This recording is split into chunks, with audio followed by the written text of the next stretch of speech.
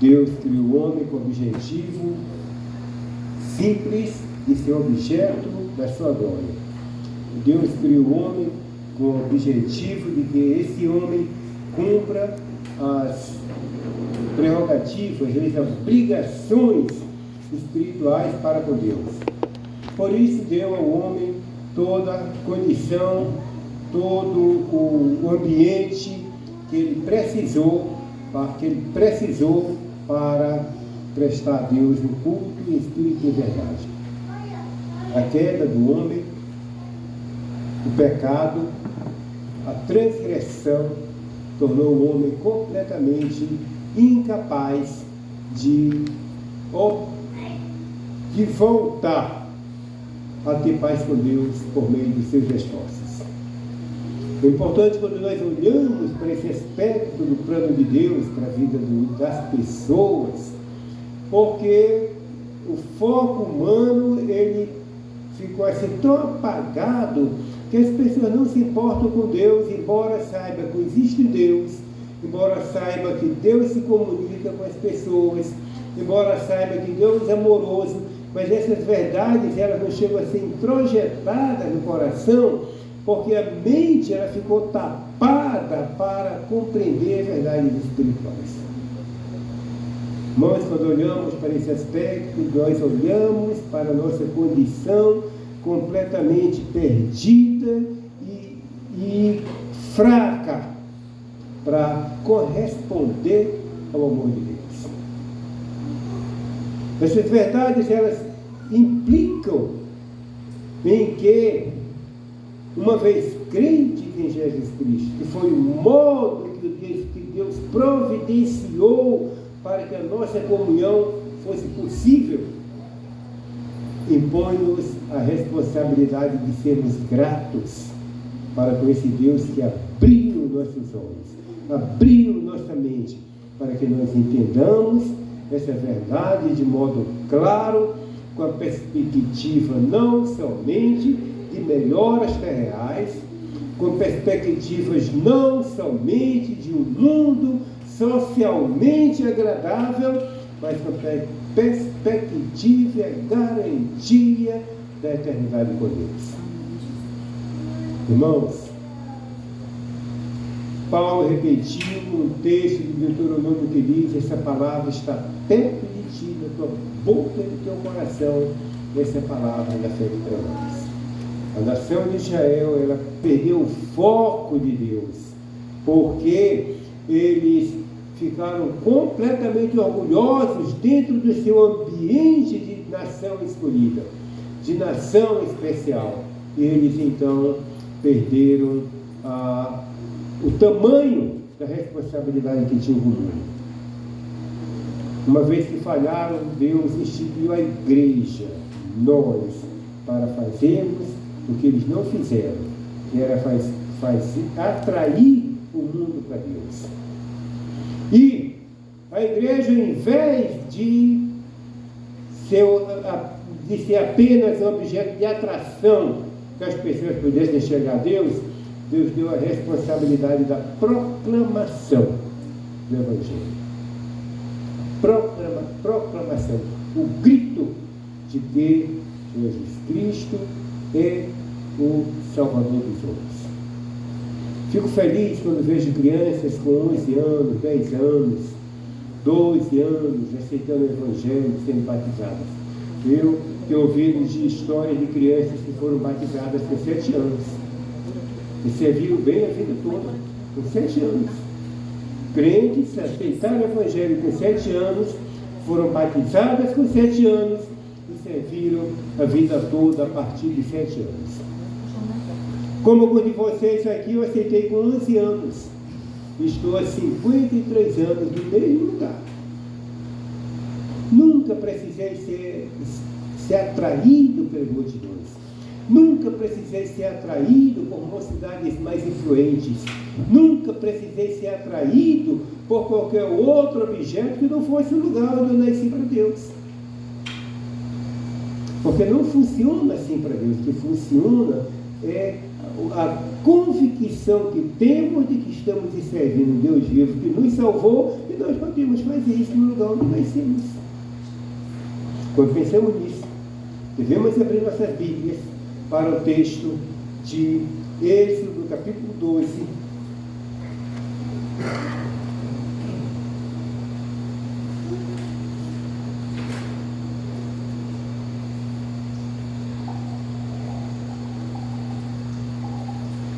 De 1 ao 9. Êxodo, capítulo 12, versículos de 1 ao 9.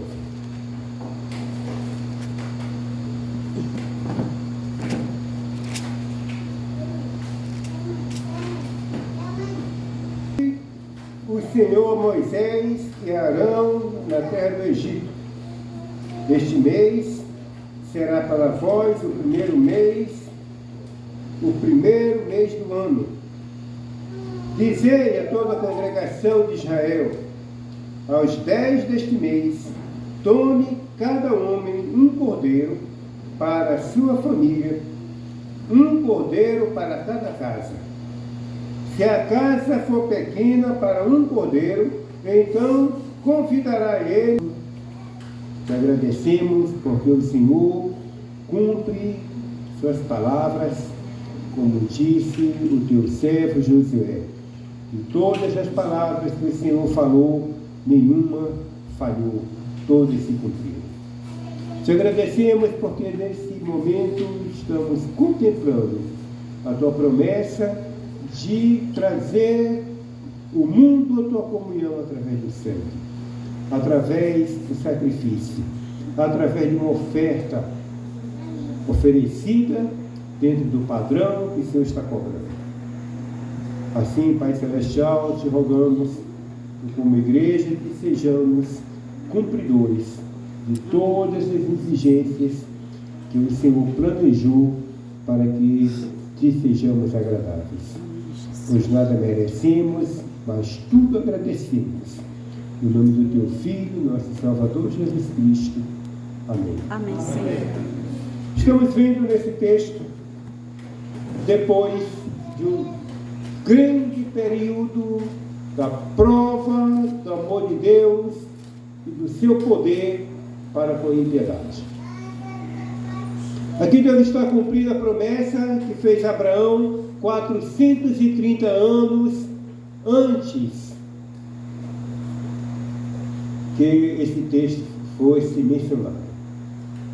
Deus disse para Abraão: em ti serão benditas todas as famílias da terra. Tu irás para o Egito e lá passarás 400 anos. Eles ficaram 430 anos. Entraram em número de 75, ou 72, porque 4 já estavam lá. Saíram de Canaã, 72 pessoas. No Egito já estava José, a mulher e 2 filhos, dos 76. E esses 76, quando saíram do Egito, já eram milhões de pessoas. Então, a nação de Israel se formou dentro do Egito. Moisés narra essa história para que o povo de Israel se lembrasse que eles tinham uma origem.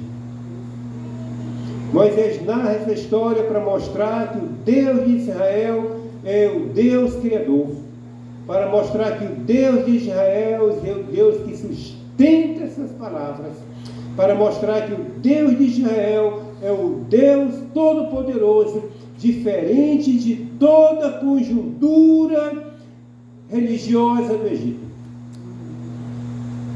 Onde estava a conjuntura religiosa do Egito?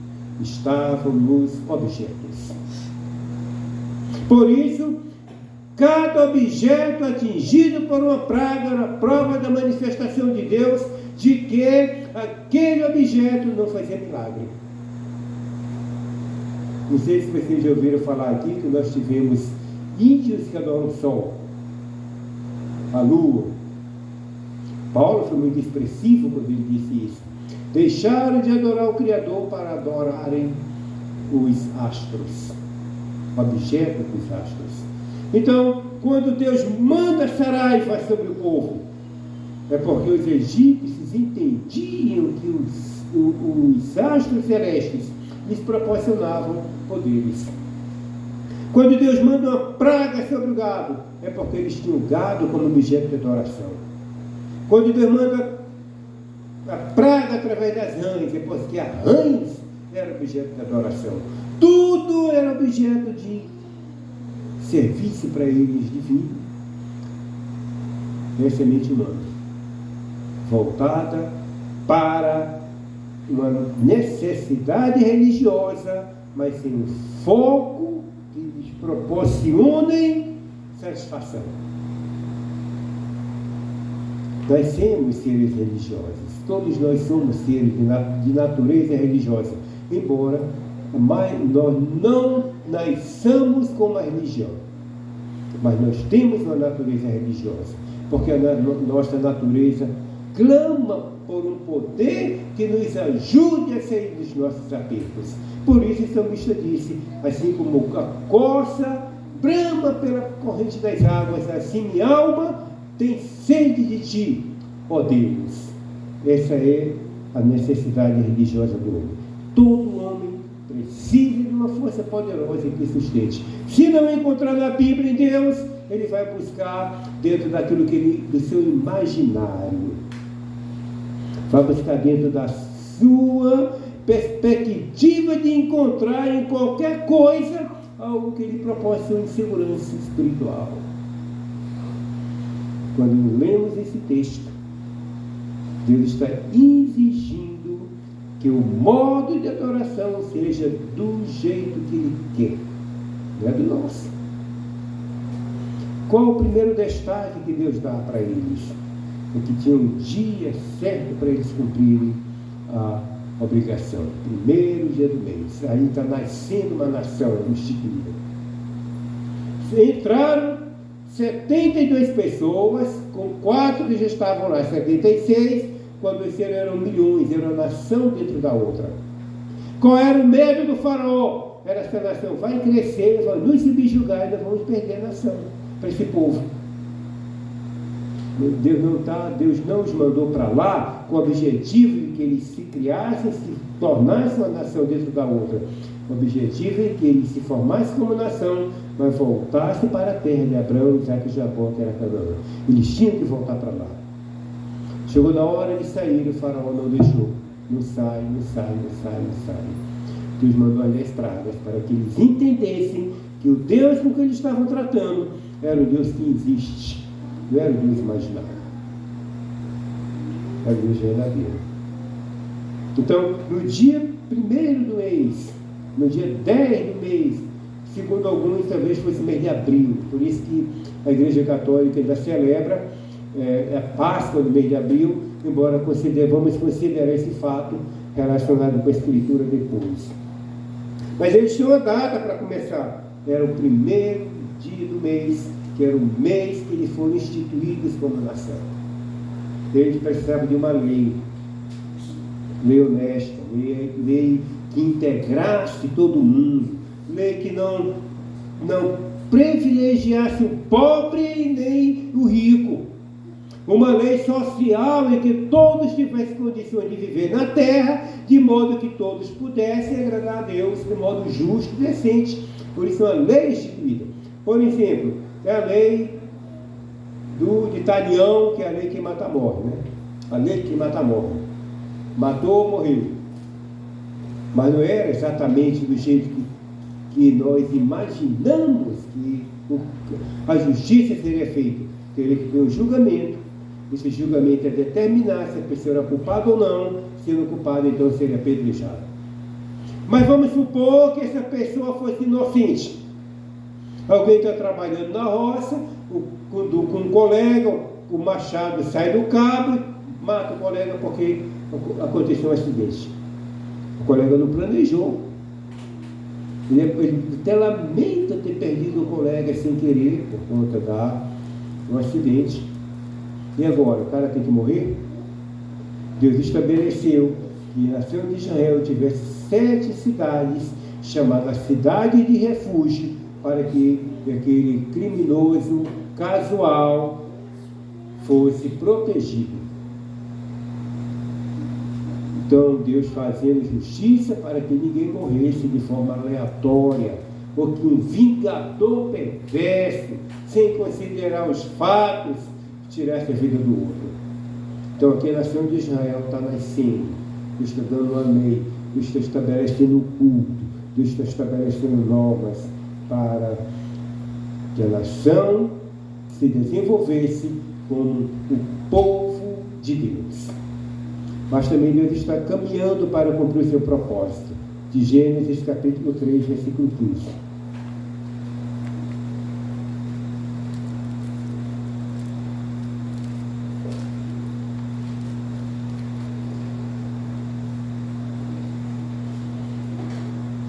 Gênesis 3,15 diz assim: e porém inimizade entre ti e a mulher, entre a tua descendência e o seu descendente. Este te ferirá a cabeça e tu lhe ferirás o calcanhar. Leia mais uma vez. E porém inimizade entre ti e a mulher, e entre a tua descendência e o seu descendente. Este te ferirá a cabeça e tu lhe ferirás o calcanhar. Então, quando chegamos em Êxodo 12, Deus vai trabalhar com a nação a ideia de que vai ser necessário que alguém seja ferido por causa das nossas transgressões. Alguém teria que pagar a culpa de um culpado, de um condenado. Alguém teria que se apresentar diante de Deus para justificar os inculpáveis. Como Deus está planejando isso? Através do sacrifício. Através do sacrifício. Um povo escravo, eles não tinham como sair do Egito. Pobres, desarmados e com uma geografia profundamente incapaz de eles transporem. Nunca eles saíram do Egito.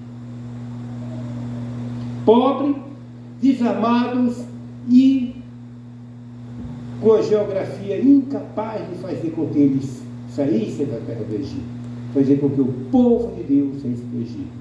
Deus fez um milagre de fazê-los sair do Egito. O primeiro obstáculo que tiveram na jornada foi o mar. A incredulidade diz que aquilo foi um fenômeno que naturalmente se abriu e eles passaram. Mas esse fenômeno deveria se repetir uma vez, né? Nunca mais se repetiu. Deus fez com que milhões de pessoas atravessassem o Mar Vermelho a pé enxuto para que chegasse no lugar que Deus quisesse e lá então eles cumprissem o propósito da adoração ao Deus verdadeiro. Como seria esse sacrifício? Versículo 4. Lemos o versículo 3. Toda a nação, aliás, toda a congregação de Israel, aos 10 deste mês, tome cada homem um cordeiro para a sua família, um cordeiro para cada casa. O cordeiro está descrito no versículo 4, que ele devia ser de 1 ano,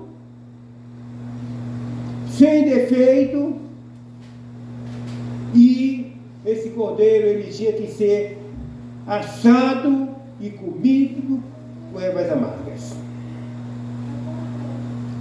Eles deveriam lembrar que no Egito eles foram escravos, tiveram uma vida amarga, eles deviam lembrar que lá eles não tinham quem os defendesse, eles deviam lembrar que no Egito eles eram um povo sem pátria, mas que agora Deus forneceu-lhes a liberdade de forma milagrosa, poderosa.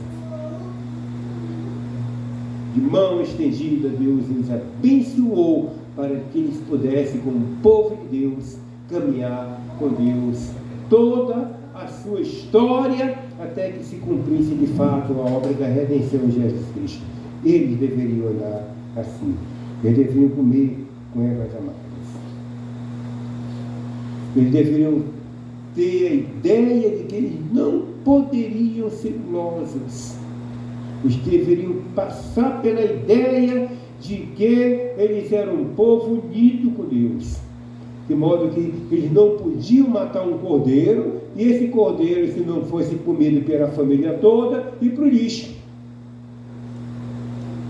Tem que ter união com o povo. O povo de Deus deveria ter sido unido. O povo de Deus deveria ter a convicção de que eles eram um povo que abraçava a mesma convicção de fé.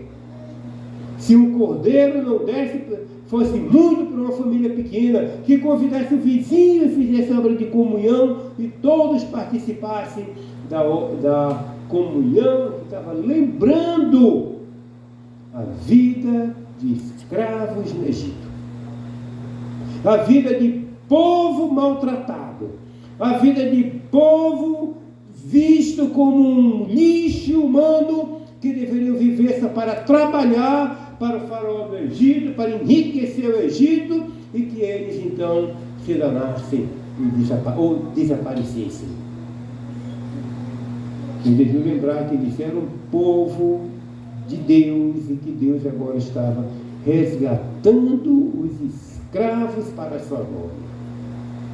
Por isso eles deveriam comer o cordeiro de um ano com ervas amargas, porque eles deveriam lembrar do seu estado de escravizados, do estado de pessoas que passavam fome, estado de pessoas que eram assassinadas de forma gratuita e sem nenhum benefício que lhes proporcionasse meio de fuga.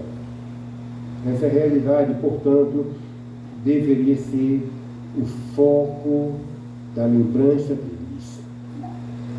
Eles deviam lembrar que foram, eles deviam lembrar como viveram. Portanto, a Páscoa deveria ser comemorada ao longo de toda a história, até que Jesus Cristo chegasse. Versículo 6. Êxodo 12, versículo 6. Vós guardareis até o 14º dia deste mês, quando toda a Assembleia da Congregação de Israel,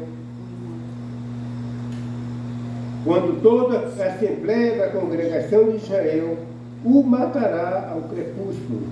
Tomarás do sangue e o porás em ambas as ombreiras, nas vergas das portas, nas casas com que comerem. Como sair do Egito sem não ter nenhuma capacidade de força para investir nessa saída. Deus deu o recado. O sangue do cordeiro deve estar nas casas. Quando o anjo passar e ver o sangue aspergido nas casas, o anjo não sacrificará o primogênito de vocês. Essa casa será salva. Essa casa é uma casa que ama a palavra de Deus. Essa casa é uma casa que está limitada ao conceito daquilo que Deus fala para o seu bem. Essa casa, ela sabe que tem um Senhor para servir: o sangue. O sangue do cordeiro inocente. O sangue do cordeiro que não tem culpa nenhuma pelo meu pecado. O sangue do cordeiro que não tem nada a ver com o tempo de escravo que eu tive. Esse é o cordeiro que vai me substituir. Irmãos, quando Deus está trabalhando esse princípio com a nação de Israel, Ele está se reportando ao fato de que o mundo é escravagista. O mundo não sabe o que é o amor. O mundo não sabe o que é o Deus que fala o coração do pecador. O mundo não sabe, não entende de valores eternos, porque o pensamento de escravizado não deixa tempo para ele pensar em valores maiores, que não seja apenas a nossa estrutura, a nossa vida curricular. Trabalho para casa, divertimento, meu passatempo com as coisas naturais da vida, as minhas preocupações em ganhar dinheiro e fazer o pé de meia para quando ficar velho, as minhas preocupações de ter uma família bem ajustada, mas de acordo com o que eu quero. Para Deus não funciona assim. Para Deus funciona dentro do seu propósito. As famílias precisavam ver que Deus aguarda o seu jeito. O sangue do Cordeiro deve estar nas casas. A analogia que nós temos, utilizando esse texto, é o fato de ter sido Cristo a nossa Páscoa. Nós não precisamos esperar chegar o mês de... Qual é o mês?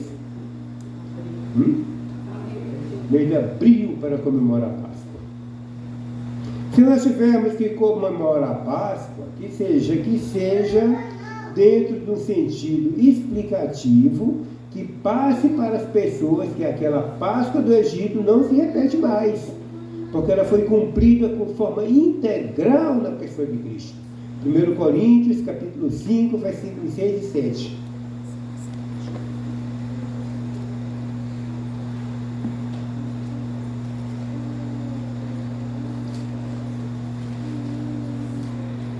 Por vossa jactância, não sabeis que um pouco de fermento leveda toda a massa?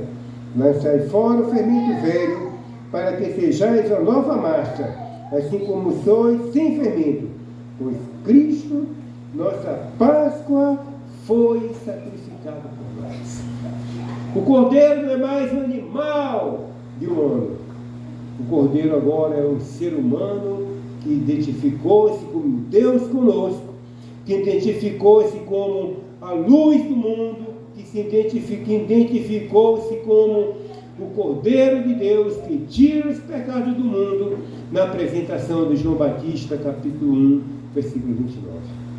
1 João, capítulo 1, versículo 29. Esse é o Cordeiro de Deus que tira o pecado do mundo. Não é mais animal. Cristo é a nossa Páscoa. Porque Cristo cumpriu o propósito da redenção que foi exemplificado no Egito. Todos os crentes devem se compreender que antes de crer em Jesus Cristo eram escravos, independente da idade, que tinha aceitado o Evangelho. Porque uma criança com 5 anos, ela tem condições de ser salva, aceitando o Evangelho. Já tem condições de saber que ela é escrava do pecado. Uma criança com 5 anos já faz malcriação? Sim. Os pais ajudam a fazer malcriação, mas também tem parte da natureza da criança. Uma criança com 5 anos já chama nome feio? Chama nome feio. Uma criança com 5 anos já faz birra? Então ela tem condições de entender que é uma pecadora, que precisa do Salvador, e que ela pode aceitar esse Cordeiro de Deus e ser um bom crente para toda a vida. Com 5 anos. Essas verdades, elas são demonstradas exatamente pelo fato de que Cristo tomou a iniciativa. Assim como Deus tomou a iniciativa de tirar o seu povo do Egito, colocá-los na terra certa, entregar-lhes leis, entregar-lhes pessoas que pudessem orientá-los como nação, como um povo de Deus, também o nosso Senhor Jesus Cristo se colocou dentro dessa mesma disposição, agora como o profeta maior dos profetas, como o sacerdote supremo, como o nosso servidor por excelência. Por isso Marcos escreveu no seu capítulo 8, talvez versículo 45, que Cristo... Deixa eu conferir aqui para vocês, não estamos já fora do script. Marcos 10, versículo 45, diz assim: pois o Filho do Homem não veio para ser servido, mas para servir e dar sua vida em resgate de muitos. O princípio de que fomos escravos, como no Egito. O princípio de que a nossa condição de pecadores nos separa de Deus, levou Cristo a ser moído por conta das nossas transgressões, como um cordeiro que é esfolado para ficar só a carne para ser assado. Vocês têm ideia do tamanho da culpa que Cristo levou no nosso lugar? Para expressar essa verdade espiritual, nós precisamos rolar no chão, gritar, honrar, chorar de forma aleatória para provar que nós temos o Espírito de Deus. Basta termos a convicção de que essas verdades nos ocupam o coração e a mente, porque acreditamos na palavra. Ele foi moído por conta das nossas transgressões. Como um cordeiro que é esfolado para tirar toda a carne, foi descarnado para ser sacrificado no nosso lugar. Por que o cordeiro de um ano tinha a ver com o meu pecado para ser assado por povo? Para ser assado no meu lugar. Também Cristo não tinha nada a ver com o meu pecado porque eu transgredi. Cristo não tinha nada a ver com o meu pecado porque eu desobedeci a Deus. Cristo não tinha nada a ver com o meu pecado porque eu mereci ser castigado. Mas Ele assumiu o pecado que eu deveria pagar o preço por Ele. Ele assumiu a minha condição de pecador. Vejamos Isaías capítulo 53.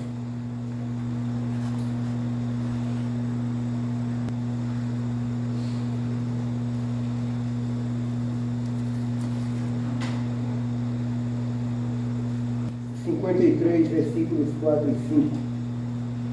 Verdadeiramente Ele tomou sobre si as nossas enfermidades.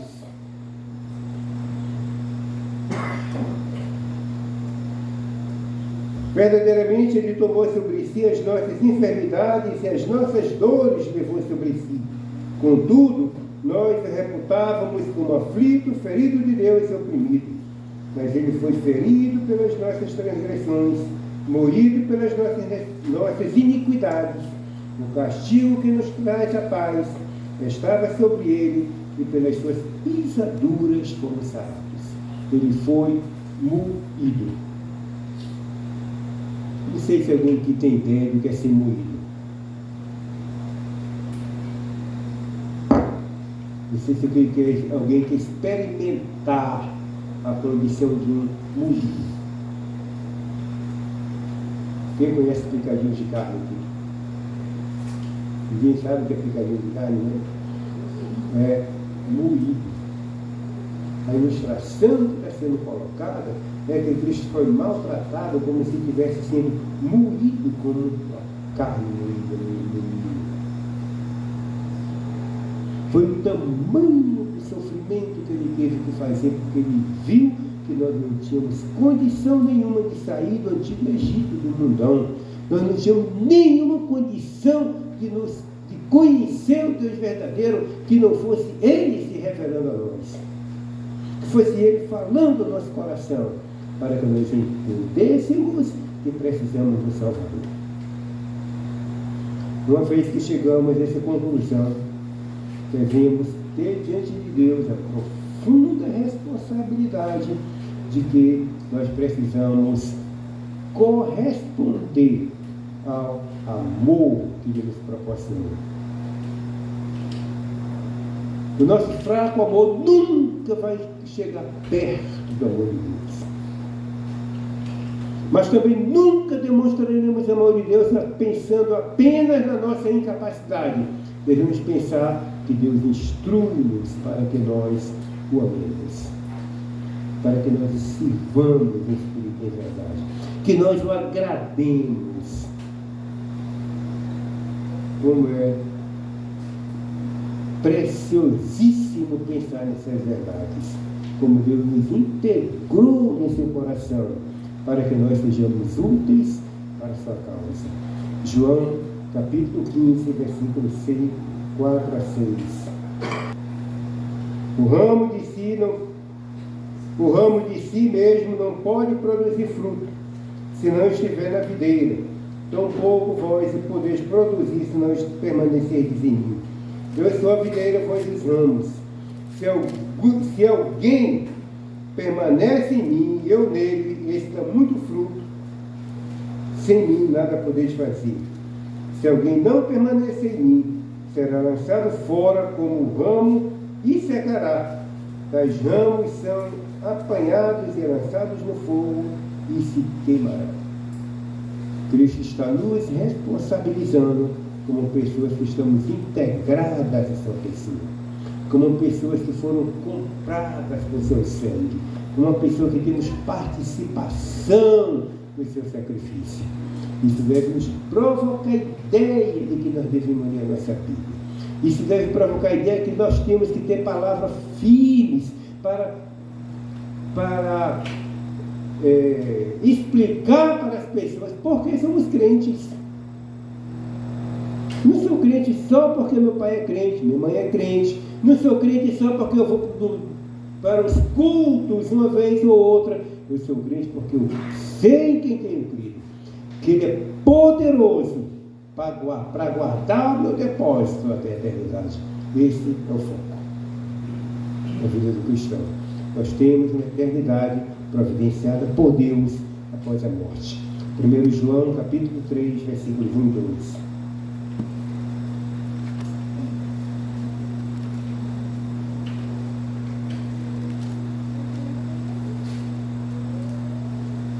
Mas o Cordeiro que foi sacrificado na cruz por mim e por você. Cristo agora é o Deus Todo-Poderoso, à direita do Pai, da glória celestial, que está dando tempo para nós irmos morar com Ele. Como Ele é, nós seremos. Você já pensou na grandeza que é? Pobres pecadores como nós, comedores de farinha com feijão, como todo mundo, entrar no céu? Você pensou nesse privilégio já? Nessa grandeza de Deus amar pecadores, esse tempo de nos levarmos para o céu. Céu não é utopia, não é fantasia. Céu não é algo do imaginário humano. O céu é a casa de Deus. O céu é o lugar onde Deus mora. E para lá que nós vamos um dia. Como Cristo quis ilustrar essa ideia,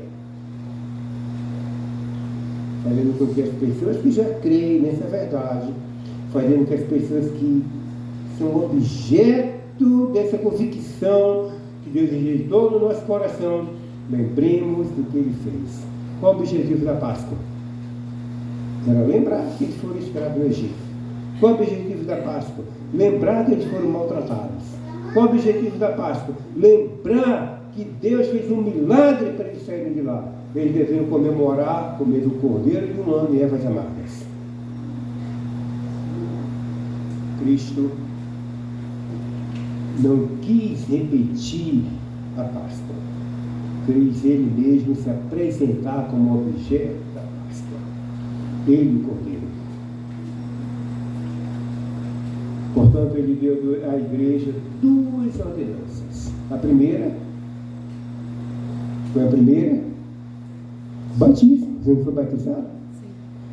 A primeira ordenança que Ele deu para a igreja foi que todo pecador que crê em Jesus Cristo seja batizado e integrado à igreja. No Novo Testamento não tem nenhum crente que não seja membro da igreja. Mas eu posso ser crente sem ir para a igreja, tem tanta gente ruim lá. E parece que eu sou bonzinho, eu não vou para a igreja, eu sou uma pessoa ruim, eu sou bonzinho, não vou para a igreja, não quero integrar a igreja. Esse pensamento é torto, porque desconsidera um plano de Deus para a comunhão dos crentes, que é a igreja. Cristo organizou a igreja para a comunhão. Deu para a igreja ordenança, como deu para a nação de Israel, meios para que eles vivessem. Então Deus deu para a igreja primeiro batismo aos crentes. O crente que tem certeza que é salvo. Não é o crente que tem certeza que vai ficar rico. Não é o crente que tem certeza que a igreja é um ambiente social somente. Que tem certeza de boas amizades. A igreja é um ambiente que funciona como um clube. A igreja é a casa de Deus aqui. A igreja é um ambiente de comunhão de pessoas que têm convicção de vida eterna, se juntam para lembrar que Cristo é o Cordeiro. Parece que tem pessoas que vêm para a igreja, são batizadas e não têm nenhuma convicção dessas verdades. E não cresce. Não corresponde ao amor de Deus, não integram, não se ajustam, não tem gosto, não tem vida, não tem alegria, não tem prazer em nada. Por porque a mente dele não foi iluminada para verdades eternas. Como é que cresce? Não tem raiz. Não cresce. Portanto, a primeira ordenança que Deus deu para a igreja foi que toda pessoa que crê em Jesus Cristo, crê nessas verdades apresentadas, se reconhece como pecador, seja batizado e integrado à igreja. Quantas vezes se morre na vida? Só uma vez. Então, o batismo ele é dado aos crentes uma vez só. Mas quantas vezes você come durante a vida? Hein? Você come e está sempre comendo. Pergunta da mão aí. As pessoas, nós estamos sempre comendo. Aliás, a primeira necessidade humana é comer. Depois da necessidade humana, você precisa de uma casa, de um ambiente. Mas a necessidade de comer, todo mendigo tem. Então, o filho vai se achar um mendigo que não gosta de comer. Então, espiritualmente, depois de batizado, você tem que crescer comendo da palavra de Deus, se alimentando da palavra de Deus, vivendo da palavra de Deus. É assim que Jesus Cristo foi tentado com essa verdade e que a fome obriga as pessoas a fazerem muitas coisas que estão fora da capacidade delas. A fome. Foi assim que o Tiago pegou Jesus Cristo, não foi? Pegou Cristo com fome. O que ele disse para Cristo? Os filhos de Deus, manda que estas pedras se transformem em pães. O que Jesus Cristo respondeu para ele? Não só de pão viverá o homem, mas de toda a palavra que sai da boca de Deus. Então nós vivemos da palavra que sai da boca de Deus. Portanto, precisamos nos alimentar espiritualmente. Continuando entrando, vamos entrar no campo da celebração da ceia, onde queremos mostrar que essas ilustrações estão apontando para esses dois quesitos importantes da vida cristã. Devemos lembrar também que Deus não entregou para a igreja nenhuma coisa mirabolante, difícil de fazer, nenhum tipo assim de cerimonial difícil, nenhum cerimonial espantoso que leva as pessoas a se impressionarem. Dois elementos simples. Mergulhar uma pessoa na água como símbolo de morto e ressuscitado e fazer uma cerimonial simples, como esse que vocês vão participar agora. Então, Cristo comemorou a última Páscoa. Mateus capítulo 17. Cristo é a nossa Páscoa, então o sacrifício de Cristo completou o ciclo de ilustração que apontava para ele. Porque ele já cumpriu o propósito da Páscoa. Então ele comemorou a última com o seu próprio sacrifício como o Cordeiro de Deus que tira o pecado do mundo. Agora ele está passando a ideia, está passando a transferência da Páscoa com outro modo de ser celebrado, mas com o mesmo objetivo, com elementos diferentes, mas com o mesmo objetivo. Então, qual eram os elementos da Páscoa? O cordeiro e as amargas. Quais são os elementos da celebração da ceia? Eu celebro com vinho, você celebra com suco de uva, talvez seja o mesmo sentido, mas o pão é só trigo e água. É assim que a senhora faz? Perguntei da irmã Aurila se ela colocava tomate, se ela colocava sal, se ela colocava alguma coisa para dar gosto. É só trigo e água. Porque a Páscoa era celebrada com erva amarga e não podia ter nada de fermento. O pão era sem fermento.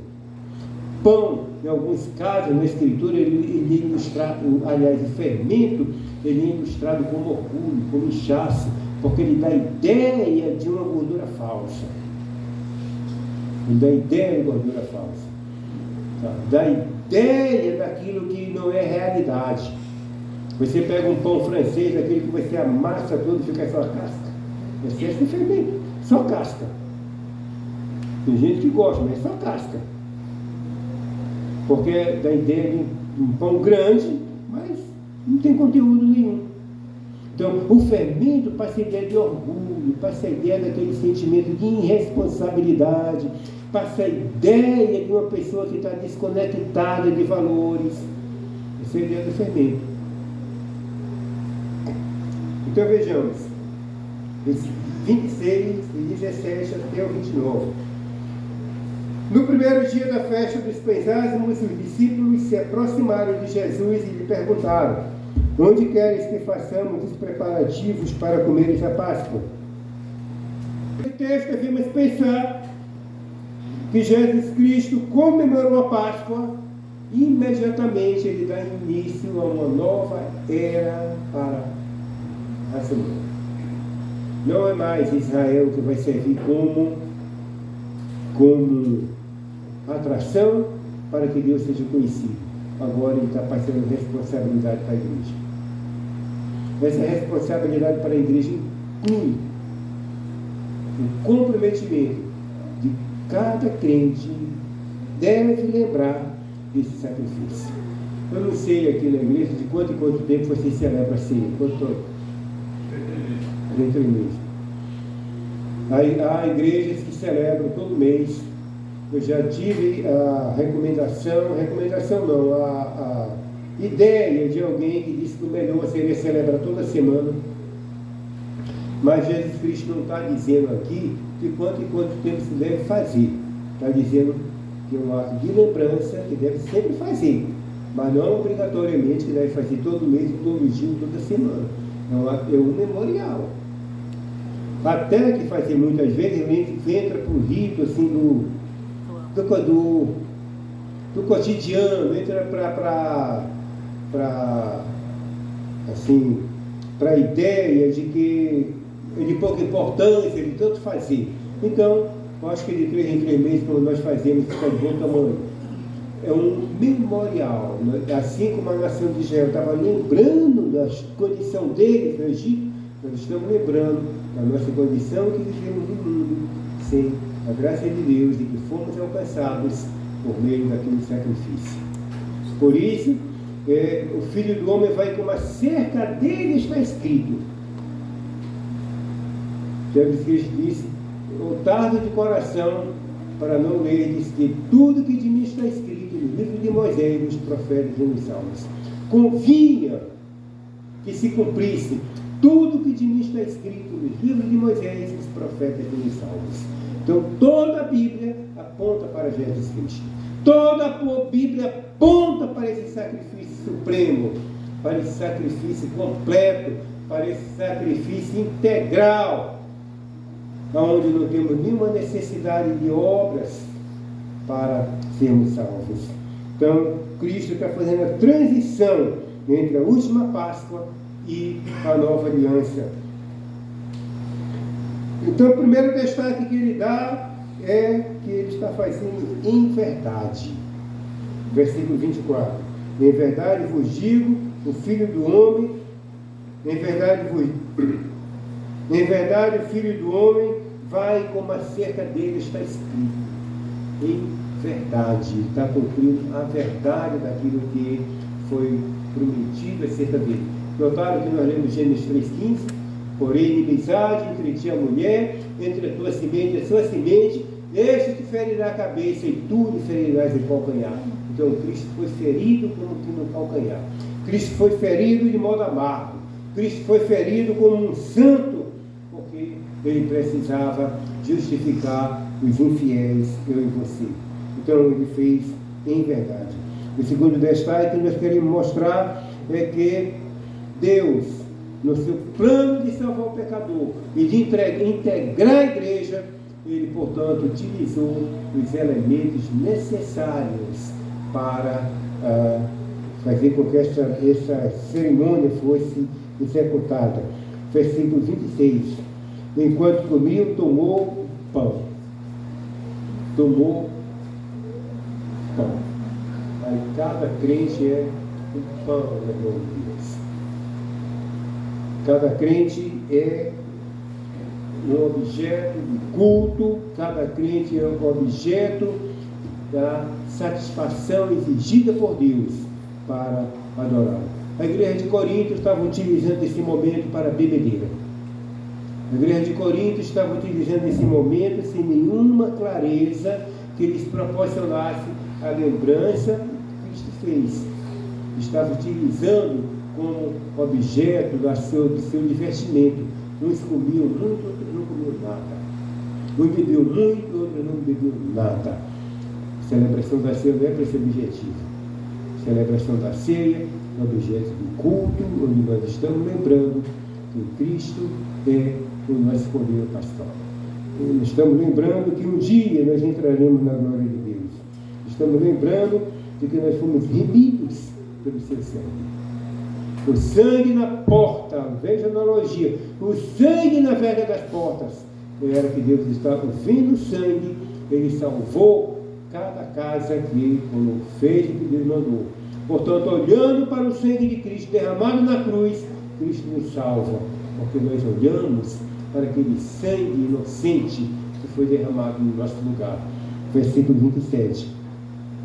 Ele tomou o cálice, tendo dado graças, e deu aos discípulos, dizendo: bebei dele todos, isto é meu sangue, isto é meu sangue, o sangue da nova aliança, que é derramado por muitos, não é por todos. Então, nós podemos esperar que todo mundo seja crente. O Evangelho é para todo mundo, mas nós sabemos que o mundo todo não vai aceitar esse Evangelho. Esse Evangelho é para aqueles que Deus quis salvar. Embora muitos discordem dessas afirmativas, mas é o modo de Deus trabalhar com o seu povo. Ele quis salvar alguns, não todos.